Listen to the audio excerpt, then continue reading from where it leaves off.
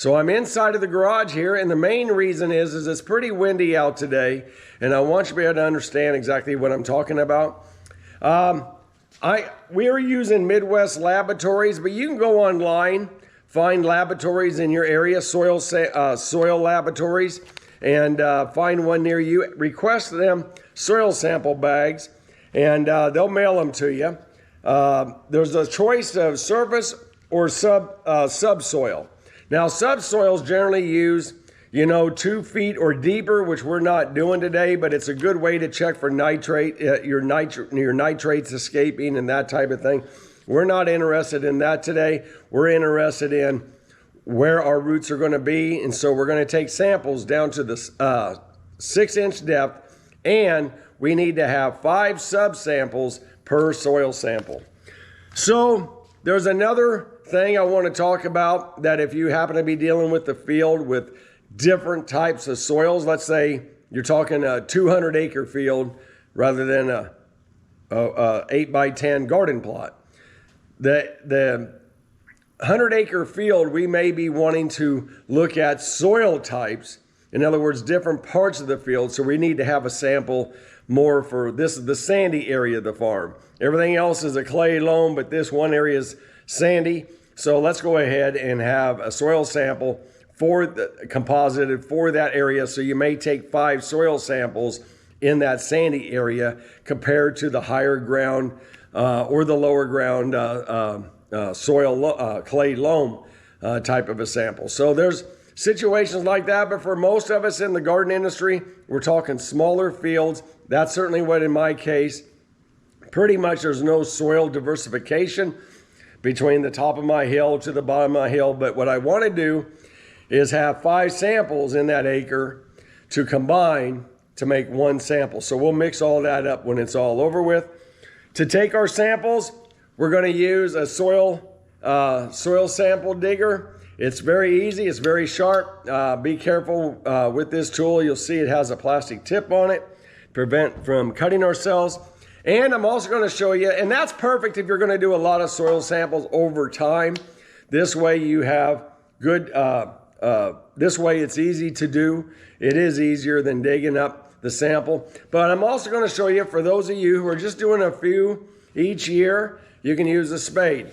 So the key behind a good soil sample is this, is you're going to want to have the same volume of soil in the top as you are the bottom. So when you dig a big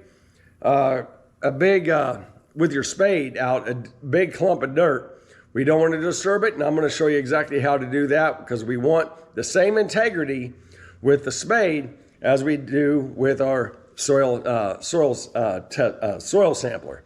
If you are a no-till farmer, that type of a thing, you may want to consider getting a after a few years of doing no-till. You may want to consider looking at substrate type of samples.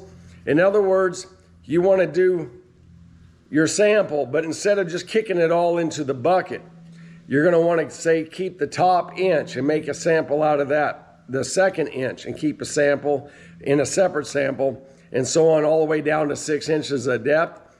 The reason you may want to do this is you want to find out, where is my fertilizer at? Is there fertilizer sitting on top? Phosphorus, potassium. Phosphorus doesn't move. It's a great example.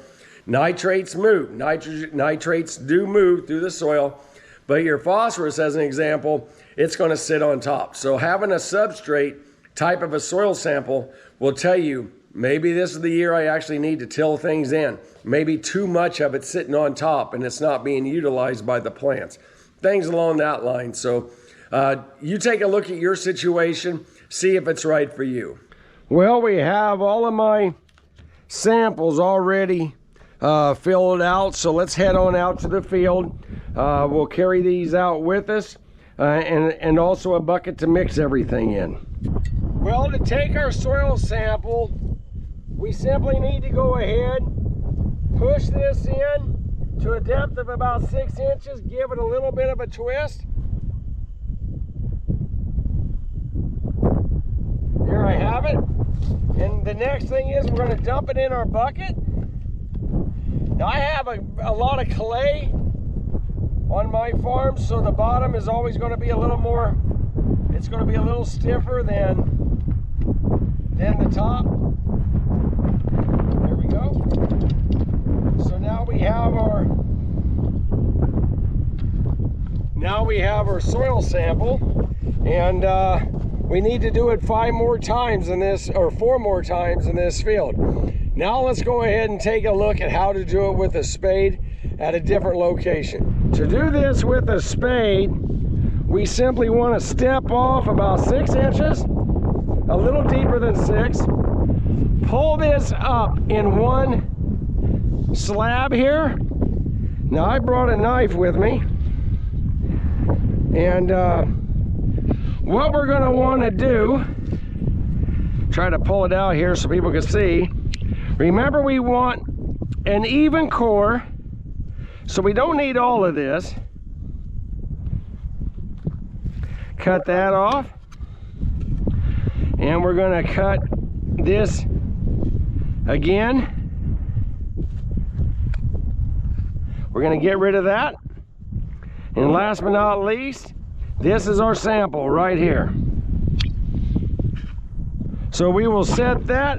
I'll take some of that drier surface dirt that was also kind of loose sitting on top. But that's how you can do a soil sample with a spade or shovel, is give yourself an equal volume of dirt, top to bottom.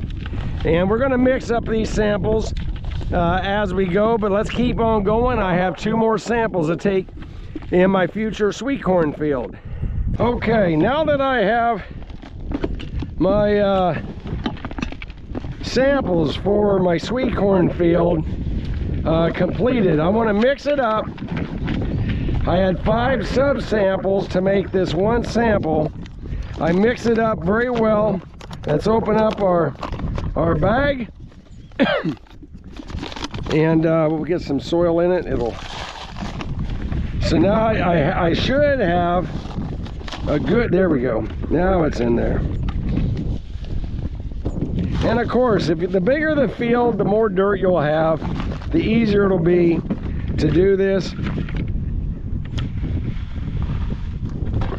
Now I have a little bit more room. It says to fill to the line, so I'm going to go get a couple more samples, and one more sample ought to do it. So I'll go get one more sample, so this way the bag is filled to the line. But that's basically how you do it. And then what you're going to want to do is fold it up, fold your tabs, and now you're ready to ship. You have your farm, you have everything in there. Send samples to with the submittal form, which you'll need to download, and to their laboratory. So anyway, let me go get another sample. We'll keep going.